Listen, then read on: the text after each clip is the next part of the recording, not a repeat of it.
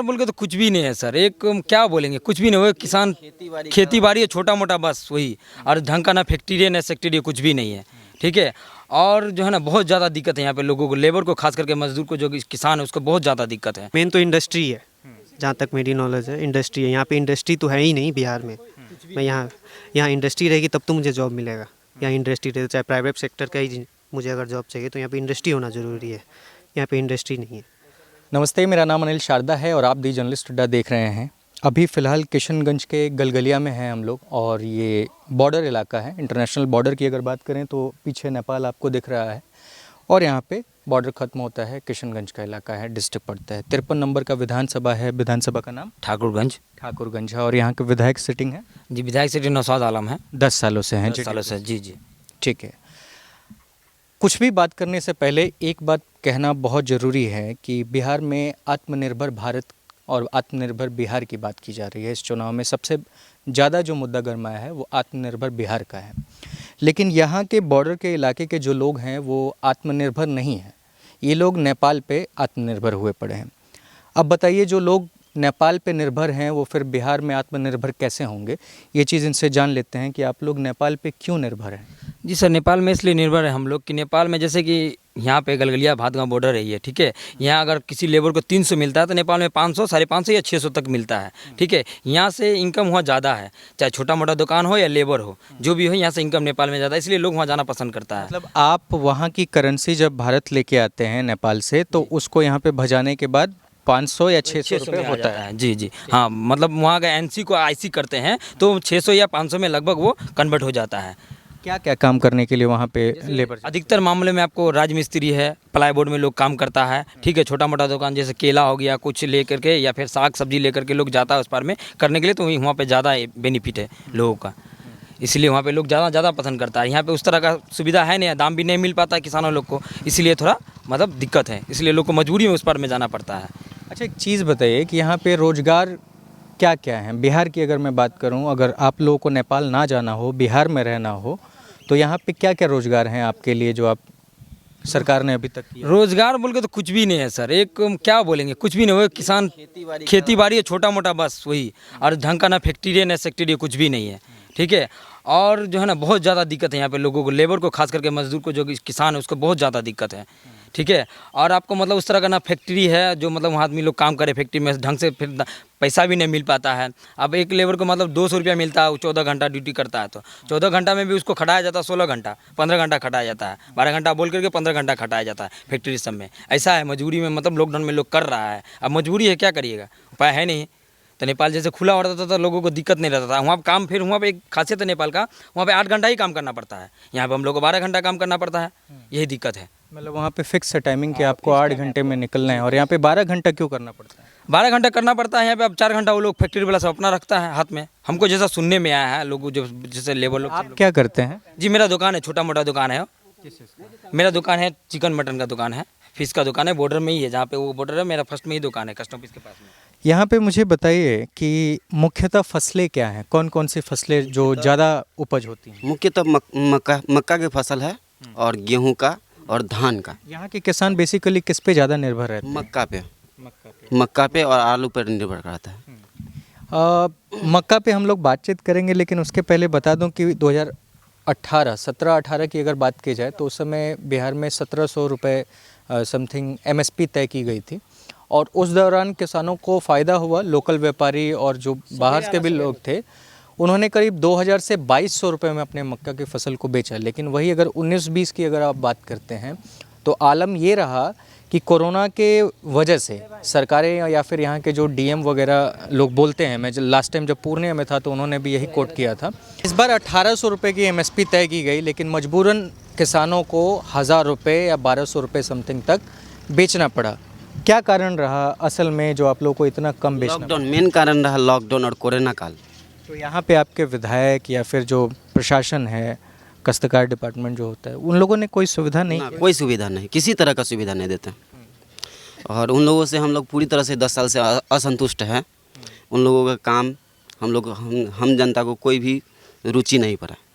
विधायक जी के काम? विधायक जी का आज से 10 साल पूर्व जो गोपाल कुमार अग्रवाल थे यहाँ के विधायक, उनका कुछ कुछ काम हम लोग को नज़र में आज तक भी याद आता है और आज हम लोग भी चाहते हैं कि गोपाल जी आए तो अच्छा रहता। आपका नाम क्या है ज़रा बताइए। मेरा नाम सौरभ हो गया। क्या करते हैं सौरभ? मैं फैब्रिकेशन के बिजनेस में हूँ अच्छा, और पढ़ाई मैं लिखाई क्या किया आप? मैं MBA पास आउट हूँ और मैंने 1 साल अभी वर्क भी किया है। देन रियलाइज़ किया कि नहीं, मुझे खुद से अपना बिजनेस स्टार्ट करना है, तो मैं अभी स्टार्टअप में हूँ। कहाँ कर किए हुए हैं अपना स्टार्टअप? मैंने अभी सिलीगुड़ी से स्टार्ट किया अभी। जी। क्या रीज़न है कि आप बिहार छोड़ के बंगाल में गए? रीज़न यही है कि यहाँ पे कोई सुविधा नहीं है एक्चुअली, और मेरा जो मेन मार्केट हो गया वो आप सिलीगुड़ी ही साइड एरिया ही है, तो मैं उधर से ही बिज़नेस करता हूँ। यहाँ तो बिहार में उस टाइप से कुछ है नहीं कि मैं यहाँ से स्टार्ट करूँ डेवलप। आप अपने स्तर से बताइए, बिहार में वो क्या कुछ चीज़ें हैं इम्पोर्टेंट, अगर वो हो तो आप जैसे युवाओं को यहाँ से जाने की ज़रूरत ना पड़े, आप लोग यहाँ पे वो मार्केट कैसे मिलेगा? देखिए, मेन तो इंडस्ट्री है, जहाँ तक मेरी नॉलेज है इंडस्ट्री है। यहाँ पे इंडस्ट्री तो है ही नहीं बिहार में। मैं यहाँ इंडस्ट्री रहेगी तब तो मुझे जॉब मिलेगा। यहाँ इंडस्ट्री रहे, चाहे प्राइवेट सेक्टर का ही मुझे अगर जॉब चाहिए तो यहाँ पे इंडस्ट्री होना ज़रूरी है। यहाँ पे इंडस्ट्री नहीं है। आप सिलीगुड़ी जाते हैं तो वहाँ पे थोड़ी बहुत तो इंडस्ट्रीज़ मिल ही जाती हैं। वहाँ पे हैं सारे कुछ स्टार्टअप्स हैं, वहाँ पे आप जाके कंट्रीब्यूट कर सकते हैं। आप यहाँ पे अभी बिहार में जो चुनाव प्रचार हो रहे हैं न्यूज़ में वगैरह में देख रहे हैं कि नहीं देख? जी जी जी, मैं रेगुलर इसके एक सवाल मैं आपसे पूछता हूँ, आपने लालू के राज को देखा नहीं होगा, मैंने भी नहीं देखा है। 15 साल, लेकिन बार बार यही कहा जाता है कि वो जंगल राज था, हमने मान लिया, राइट।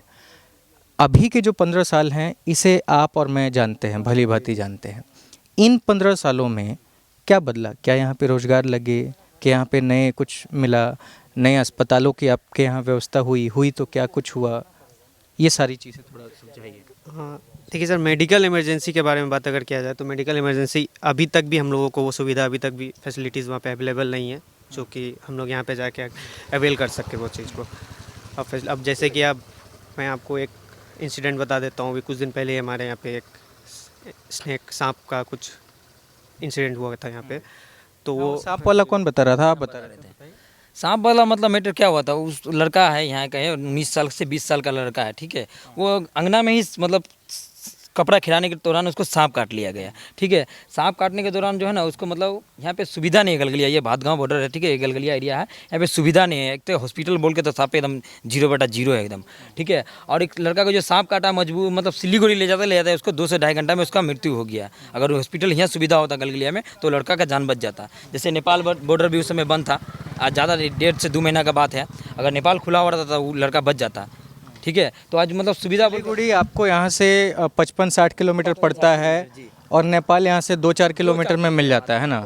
तो बॉर्डर ना खोलने की वजह से उस बच्चे की मौत हो गई और सिलीगुड़ी लेके जाना संभव नहीं था उस समय भी, क्योंकि लॉकडाउन की वजह से गाड़ियाँ, हाँ, गाड़ी घोड़ा बहुत कम थी, एकदम सुविधा भी नहीं थी, बहुत ज़्यादा दिक्कत है। एम्बुलेंस की भी सुविधा नहीं है। जब हॉस्पिटल है नहीं तो एम्बुलेंस कहाँ से होगा? हॉस्पिटल में तो गोरू माल चल रहा है, किसी को कोई ध्यान ही नहीं, ना विधायक जी को ध्यान है ना किसी को ध्यान है। कोई भी ऊंचा पोस्ट में उसको ध्यान ही नहीं है। तो हॉस्पिटल सुविधा नहीं तो एम्बुलेंस कहाँ से होगा सर? अभी आप ये रास्ते से थोड़ा सा आगे जाइएगा, एक शौचालय बना हुआ है, सरकारी शौचालय। कितना करोड़ का वो था बजट, उसको देखिएगा, देख के आप देखिएगा तो कहिएगा नहीं ये शौचालय फोटो है। ले लीजिएगा सर, देखिएगा अभी वहाँ क्या सामने है, में ही है। जड़ान सबको रखा गया है, जंगल उसमें तंगल सब सबको के रखा अंदर है में सर जलावन वहाँ पे। घुसा हुआ है। इतना मतलब हॉस्पिटल है। एक तो वो जो बना है ना वो तो गलत एंगल से बना है, उसको बनना चाहिए सब एरिया में। यहाँ पे ज़्यादा जरूरी था, वहाँ बना के कोई फायदा नहीं, बना भी तो कोई विधायक सुविधा फंड नहीं से है। बना है वो विधायक फंड से ही बना है वो। 3-4 वहाँ पर बिल्डिंग बना है। इसके पहले दूसरे जगह पे मैं बातचीत कर रहा था कुछ लोगों से, तो उन्होंने कहा कि हमारे गांव में एक शौचालय बना है, सुलभ शौचालय पूरे गांव के लोगों के लिए। और सुलभ शौचालय का हाल ऐसा है कि उसका लोकार्पण हो जाने के बाद जो यहाँ के विधायक ने किया था नौशाद आलम, जो 10 साल से जेडीयू के टिकट पर जीतते आ रहे हैं और तीसरी बार भी चुनाव में खड़े हुए हैं, उस शौचालय का हाल जाके देख लीजिए। आज तक लोग कभी उसको इस्तेमाल नहीं कर पाए। बगल में जो हैंडपम्प था उसका हैंडपम्प ही उखाड़ लिया गया है, जो नल लगा हुआ था। यहाँ पे एक बार दिखा दीजिएगा क्या कुछ रखा हुआ है। ये सब मकई और केले के पत्ते वगैरह जो कचरा होता है वो सब डला हुआ है। इस पे सिर्फ विधायकों के ऊपर उंगली नहीं उठेगी, यहाँ की जो आम जनता है, गांव के लोग हैं, उनकी भी जिम्मेदारी बनती थी, उन्होंने भी इसको कबाड़ा करके रख दिया। तो अगर आप सरकारों पे ही लगातार टिप्पणी करते हैं तो ये भी गलत होती है। सरकार ने बनाया तो ज़रूर, पर इसका रख रखाव, इसका इस्तेमाल जनता के ऊपर था, लेकिन जनता ने भी इसको बेकार किया। सर, मैं आपसे 2 सवाल करूँगा। वो सवाल एक कि विधायक ने जो बनवाया तो उसका निरीक्षण भी करवाना चाहिए था, देख रेख कराना चाहिए था। लेकिन फिर इसमें गांव वालों की भी गलती है कि उन्होंने इस तरीके से किया। वाले की गलती है। आप मुझे बताइए कि कितना क्या सही है। इसमें देखिए आज तक तो ये कभी यूज नहीं हुआ, कभी यूज नहीं, जब से ही बना। यूज नहीं होने का कारण क्या है? कारण क्या, अब चाबी लगा है। सब खराब कर दिया था, पानी चू रहा था। आइए जरा इधर आइए। आप बताइए, आप यहीं से हैं ना? हाँ, ये पास ही है। क्या नाम है आपका? सायरी खातून। क्या रीजन से इसको नहीं यूज किया गया? क्यों? ठेकेदार था, वो छत अच्छा से नहीं बनाया था, पूरा पानी चू रहा था। पब्लिक वाला बोला कि पानी चू रहा है, शौचालय का उपयोग कैसे होगा, तो इसीलिए बंद हो गया था। और ठेकेदार पे केस चल रहा है अभी इस शौचालय के बारे में। तो इसको ताला लगा दिया गया, ताला लगा मतलब किसी को यूज करने के लिए छोड़ा ही नहीं। हाँ, छोड़ा ही नहीं, न्यू बनाते ऐसे ताला लगा दिया था।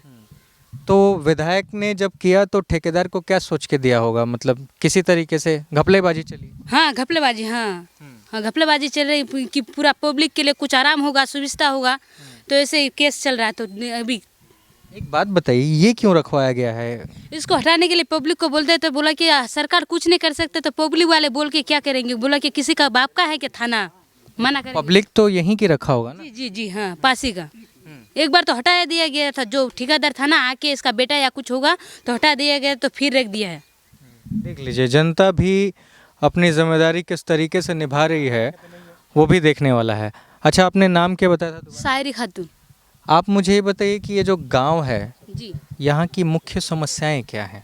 मूलभूत समस्याएं जो होती हैं वो क्या है? किस चीज़ की कमी है? सरकारों ने क्या विकास किया, क्या नहीं किया?